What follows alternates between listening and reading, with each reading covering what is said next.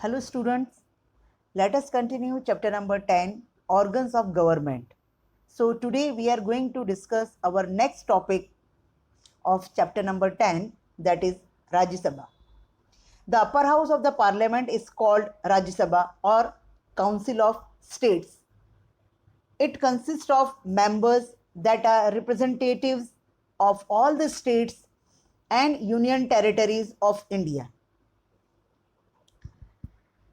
The members of the Rajya Sabha are indirectly elected by the members of the legislative assemblies, that is Vidhan Sabha, of the state and the union territories through a method of equivalent representation. Rajya Sabha consists of 250 members. The members of Vidhan Sabha elect 238 members of the Rajya Sabha.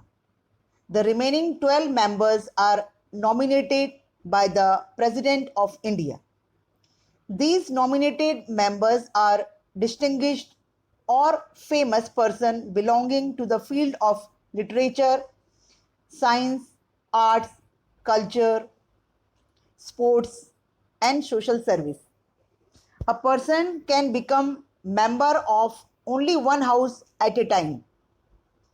Now the qualification for membership of Rajya Sabha: must be a citizen of India, should be 30 years of age or more, must not be mentally unsound, insolvent, bankrupt, or criminal, should not be a government employee or holding a position or office that earns profit.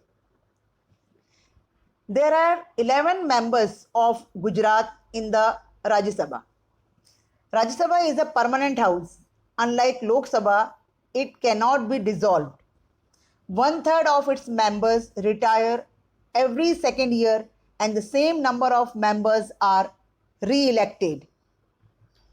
In this sense, the tenure of each member of the Rajya Sabha is maximum 6 years.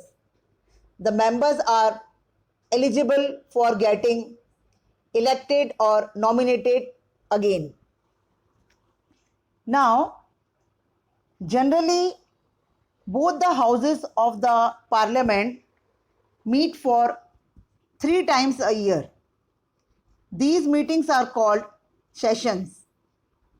That is the budget session, monsoon session, and the winter session.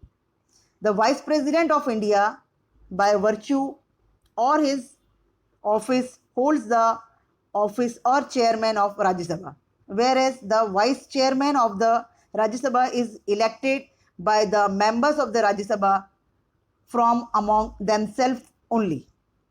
The first chairman of the Rajya Sabha was Dr. Sarvapalli Radhakrishnan. Now, the Speaker of Lok Sabha. For conducting the work of Lok Sabha, its members elect a speaker and a deputy speaker in the first meeting of Lok Sabha. The members speak with the permission of the speaker. The speaker commands and preside over the meeting, that is sessions of the Lok Sabha, and maintain and control their functioning.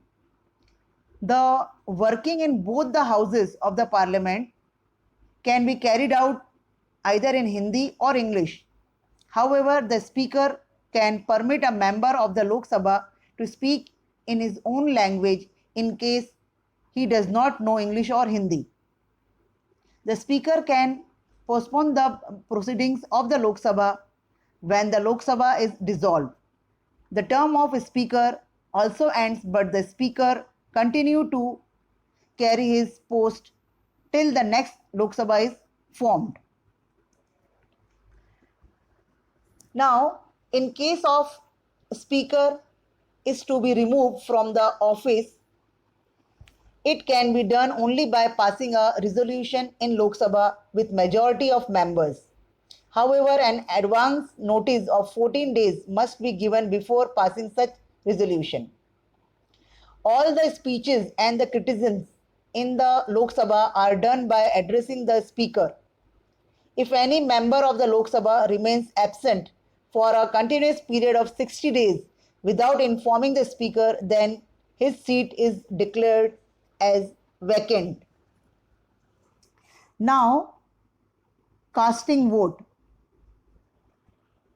Generally, the Speaker cannot vote.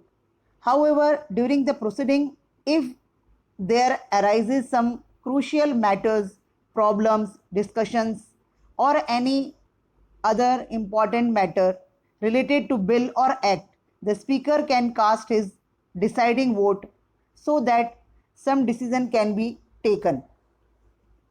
The Speaker also votes if there occurs a tie. The vote that the Speaker gives in such situation is called the casting vote. Apart from such situation, the Speaker cannot vote. Shri Vasudev Ganesh Mavlankar was the first Speaker of the Lok Sabha. You can underline this sentence in your textbook. It can come in exam for 1 mark. If the Speaker is absent, the proceedings are carried out by the Deputy Speaker. If both the Speaker and the Deputy Speaker are absent, the proceedings of the Lok Sabha are carried out by the panel of speakers. The Speakers panel consists of various experienced and knowledgeable senior experts belonging to different political parties and familiar with the proceedings of the Parliament. Now, when can a bill become an act? The proposal is called a bill. The drafted proposal to create a desired law is called a bill. A bill can be proposed in any house of the Parliament.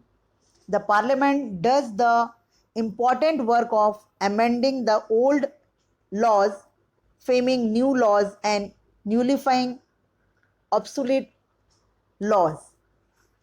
There are a very large number of bills proposed under various categories in the Parliament. The three important types of bills are ordinary bill, money and financial bill, and constitution amendment bill. Any of these bills need to pass through various stages to become an act of law. In case of disputes between the two houses with respect to the bill, the President calls a joint session of both the houses to discuss and sort out the matter. The Speaker works as the chairman of the joint session. The bill can then be passed by majority. When the majority of the members of both the house pass the proposed bill, then it becomes an act or law. Now, student, in my next video, I will discuss the further topic.